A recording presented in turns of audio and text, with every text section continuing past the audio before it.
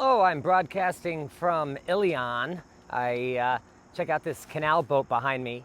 I heard from a couple of folks that it's been here for like a month. Sometimes it leaves, sometimes it comes back. It's got shore power hooked up right now, so I'm sure hoping that maybe I run into whoever owns that thing, because I'd love to see the inside. It's a canal boat and it's painted in the canal colors, so I'm not sure what the deal is. Anyway, I wanted to give you an update on Little Falls.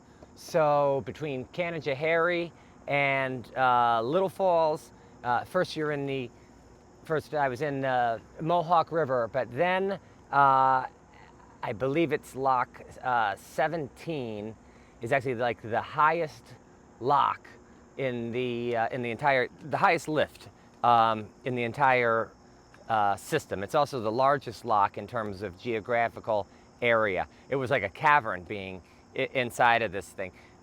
Below the doors of the lock open on either side, and at the upper one, below the doors themselves, was just giant like concrete. So that takes a while to get up. But then it opens up and you're in Little Falls and you're in the canal, the old canal, with the walking path, the stones and everything on the right side, on the starboard side, I guess. And then I couldn't figure out. There's like Benton Park with no overnight docking, mooring, and that's in the same kind of like, it's also along the seawall along with the lock. So I couldn't tell if you could lock overnight either. So I just went up and I went to the western side of the canal. I'm sorry, to the eastern. Let me see here if I could figure this out. The eastern west. I don't know what side. I would call it the southern side, but it's Canal Harbor is the name of the harbor, and they've got. It was $30, so I think it must be $1.50 per foot. I'm 20 feet, So for $30 plus a 3%, I used a card because I didn't have cash. There were showers, there was water, there was electrical hookup, there was a meeting room with Wi-Fi, which is where I made my movies last night. So all that was really good. I would say about a 15-minute walk into Little Falls. Little Falls was formed during a fault in when the Appalachian Mountains were formed, I think 375 million years ago. There's actually a 275-foot elevation difference, which is where the falls get their name from. So I'll show you some clips here of the town. Honestly, it was a little disappointing, I think, just because it's a Monday, like absolutely nothing was open. But last night on Sunday, also nothing seemed to be open. But I just went physically through the town, and there was one restaurant called Gigi's Italian Feast that I ended up going into, and that was open, and that was great. Funny thing, I'm experiencing all different kinds of people. When I landed at the town canal harbor, the first person I met was sitting at a picnic table reading, and then as I was walking into town, it started to sprinkle a little. And this person came, he was behind me in his car. He said, "Do you want to walk in the rain or would you like a ride?" I said, "Well, I'll take a ride." Got a ride with this person. He was actually lost his home. He's living out of his car. But he nonetheless gave me a ride around town so I could see what was there. I said, "I'll stop at Stewart's." He said, "I'm going there also." I said, "Can I get you anything from Stewart's?" He said, "No, I just stopped in to use the bathroom." The last time I had used the bathroom was at Stewart's in the last town that I was in, So, it's just kind of interesting. I don't know. If you don't have a house, you're sort of a transient, just like I am, just like the bikers all along this path. He did talk to me about Jesus for a few minutes, which is fine. And then I found that place, Gigi's, and went in, and there's just a big juxtaposition because right away there was, people maybe 20 years older than me, kind of talking about their properties and things like that. And I found just having gotten a ride from this homeless person, basically, to hearing about like all the properties that these people are managing, I found it a little bit grating at first. Nonetheless, they started talking to me. They ended up being like very, very nice people, extremely friendly and generous. Chris Anderson owns the movie theater in town, and he was talking to me. I felt like he would have taken off his shirt and given it to me. He bought my entire meal and a drink, and gave me a slice of his pizza. And I have to say, I had the best pizza I've had in a long time. It was called Upside Down Pie. It's the dough, which is like almost like a Sicilian in terms of thickness. With the toppings, he had mushrooms, pepperoni, and peppers, then the cheese, and then the sauce is all on top with lots of grated cheese. I don't know why it was so good, but it just was delicious. And I also had at this place that you have 46 different kinds of dry rub chicken wings, and I got their hot and blue wet rub, and that was the best chicken wings I've had since Ale House in Troy. Ale House still holds the cake for their tequila chipotle, or I guess they hold the chicken wing. But I am looking to compare all the chicken wings I can possibly compare along the way. Interestingly enough, I asked the bartender what her favorite kind of wing was, and she said, I've never had one in my life. I think they're disgusting. I would just throw them in the garbage, but you people seem to love them. So they sell a lot of those.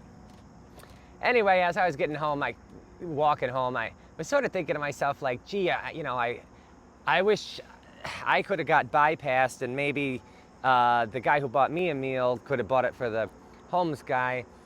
But then I was also thinking, I don't know, the only reason that happened was because I'm on this trip and I'm doing something. And there was an interesting sort of exchange at one point where, and this has happened a few times, where people kind of look at me and they're like, how old are you? And I say, I'm 41. And they ask me, like, what are you, how are you doing this trip? And I just kind of explain, like, I just saved up as much money as I could, and I just wanted to do this trip for 19 years, and if I don't, I'll never do it. And it was really funny because, this guy said to me, what's the one thing that you can't buy? And I said, time. And he shook my hand. And I feel like people are, especially for 20 years older than me, and I'm like around middle age, people get more conscious of time. And so I felt like that was an exchange that I will value. So now I'll show you some of Little Falls. I would say the area around the canal looks nice. It's just that unfortunately nothing was open.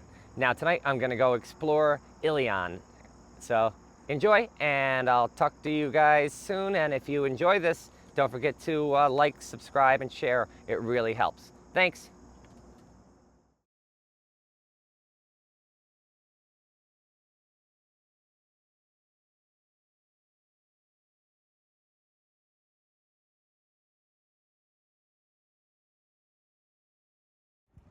From the boat launch, Canal Park in Little Falls, it's just a short, I don't know, quarter-mile stroll to a bridge that goes over the canal into Little Falls proper. Still on the south shore. These are big lift gates, they call them. You lower them to control flood water. It's a nice little park.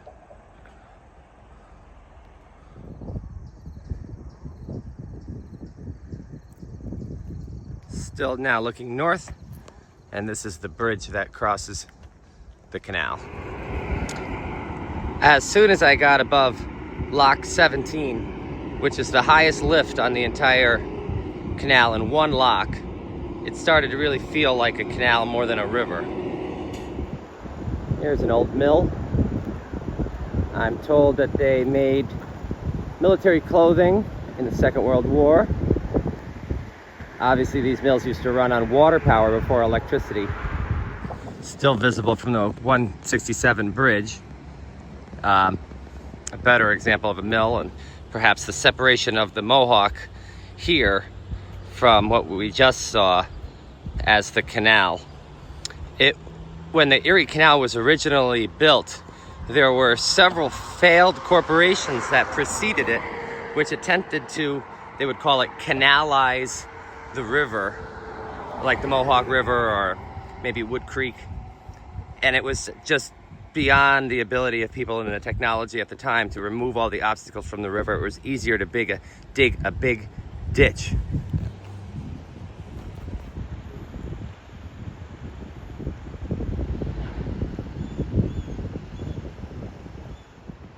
Could you just imagine having one of these buildings facing the mills, windows opening right onto the water? I don't know if I was a canaler or somebody who worked in a warehouse like this in ancient life, but it just seems so cool. So at this intersection, as you go over the bridge, basically you go to the left, you got your McDonald's and some businesses. Straight ahead is Gigi's. That's where I had some delicious chicken wings and upside down pizza last night, which was really, really good. But then if you hang a right here on the east ramp, it brings you to Canal Place and down into this little general area of kind of like new shops and things. So let's go look at that.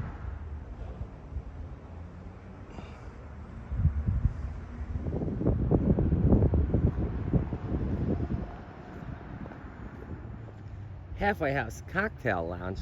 We've got one of those in Ravenna. I must check it out.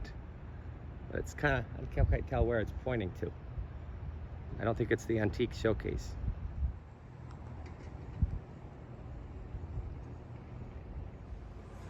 We got the Canal Side Inn right after a restaurant.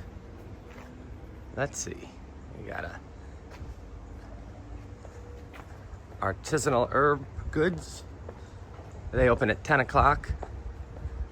An artisanal bakery,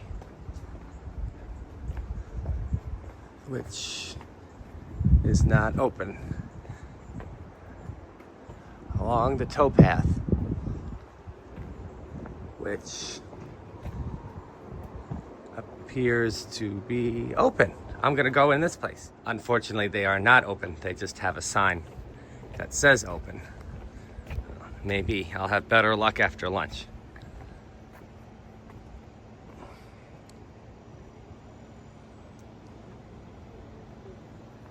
This is a nice little place to sit.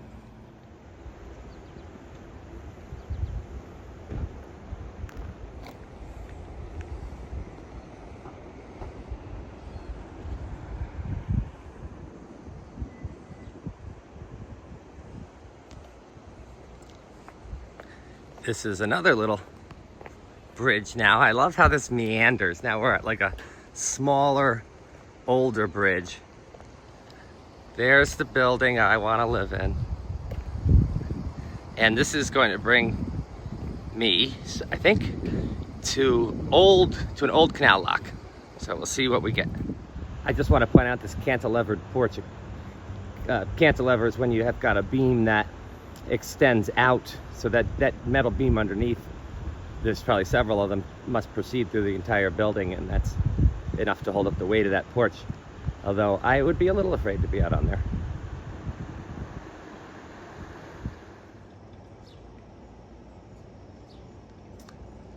The pile of rocks that we see is all that remains of a massive 214-foot aqueduct that once carried water and canal boats across the Mohawk River, connecting Erie Canal to a boat basin on the Western Inland Lock Navigation Company. That was the company that was originally trying to canalize the rivers. Benton's Landing. I think I could have avoided going over the Route 167 bridge into town and just taken the bike path here. You know, people say George Washington slept here.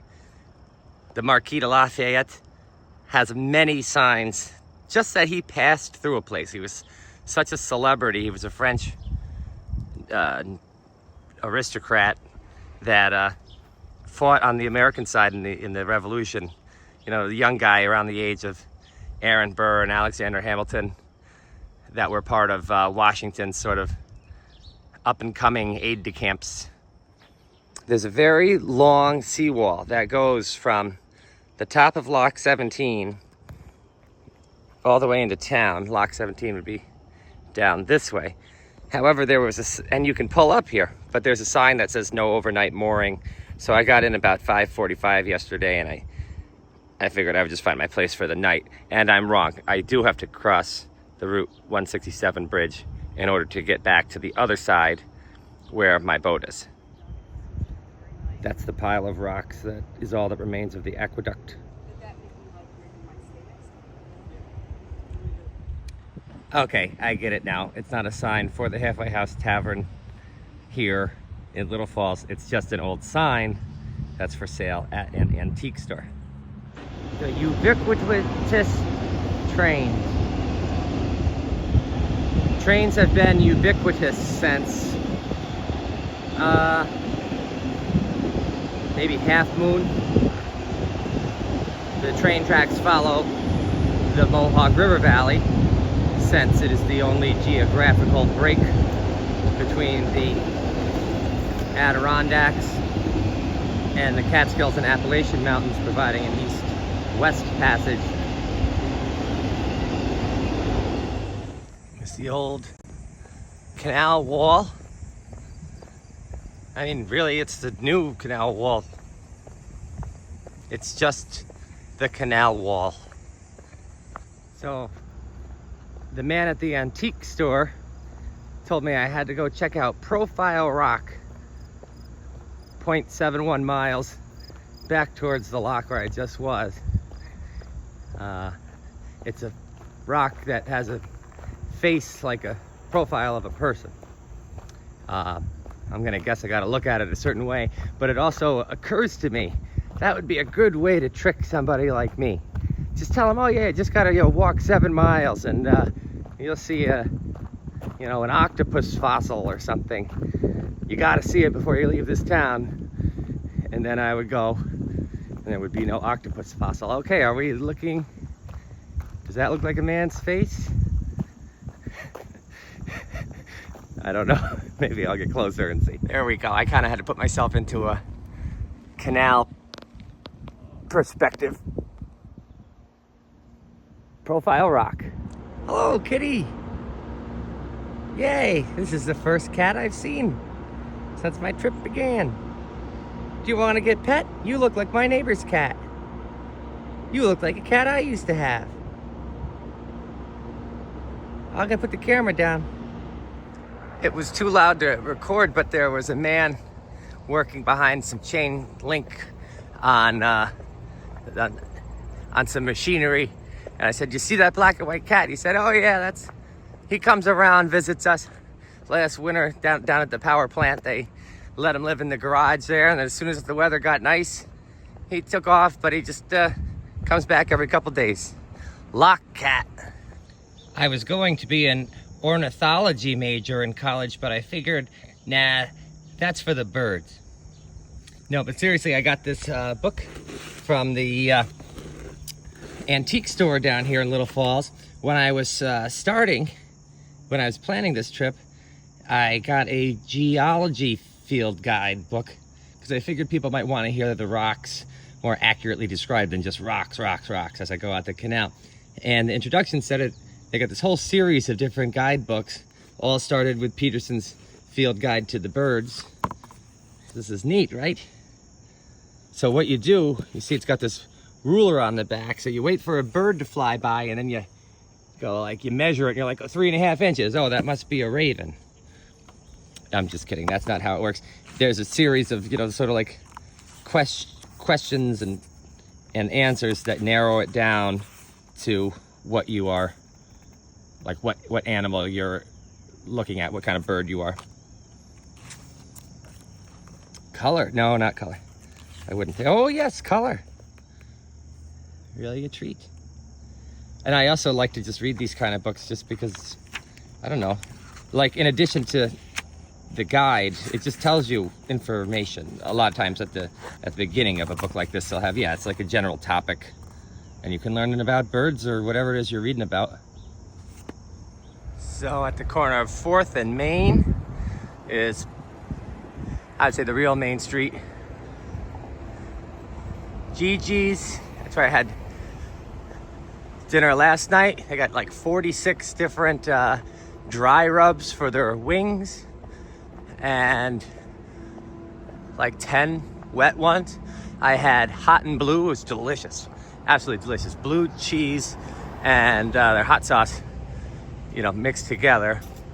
And actually the guy next to me, Chris Anderson, gave me a piece of his pizza, and it was upside down pizza where the toppings and the cheese are on the bottom and the sauce is on the top on a kind of Sicilian crust. Really, really good. Up here somewhere is a Canal, a bar with like a Canal name, so that's what I'm trying to get to. Lock 17 Bar and Grill. Here we go with the Russian roulette again. It's 12:05 on a Monday. Sure doesn't look like it's open. We'll be closed today, sorry. Let's see, so we continue in this plaza. For sale, antiques. For sale. You know, it looks like this was nice at one point. For sale, everything's for sale. Got some apartments, more vacant storefronts. Stewart shops. I feel like their motto should be, we're the main reason to come to any town because everything is closed. All right, my last hope is Renaissance Pub. The women who were working at Stewart's told me that's the only other place that might be open besides Lock 17. I see a sandwich board. I would try Trattoria Giorgio, but they're not open. And the Renaissance is not open. Well, so that's the main drag in Little Falls on a Monday around 12:30 if you want to get a haircut. And then I guess that's the only thing you can do. I was hoping to stop into the Historical Society, but they don't open till 1. And there is nothing, like literally nothing to do until then. This is a cool building. I imagine when it was built, it was, you know, they were anticipating maybe, you know, there are gonna be more skyscrapers around. It's got a cool like balcony with trees growing out of it. I met the owner, Chris Anderson, last night. These are the 2 movies that I would actually want to see this summer, so that's kind of cool. Really nice guy. Bought me my whole dinner. Here's from the Peterson Field Guide. And inside of the Harbor Welcome Center here, we've got this rock. It says, Cambrian sedimentary rocks outcrop here and there around the margin of the Adirondacks. North of Herkimer on New York Route 28 is the town of Middleville in the center of a small area of Cambrian dolomite. The dolomite contains cavities in which have grown small but beautiful, clear, perfectly formed, in many cases double-ended quartz crystals. So these were found right here in Little Falls, right up the hill. And you can see there's little guys in there too. And I'll just take this flashlight so you can kind of see it a little bit better.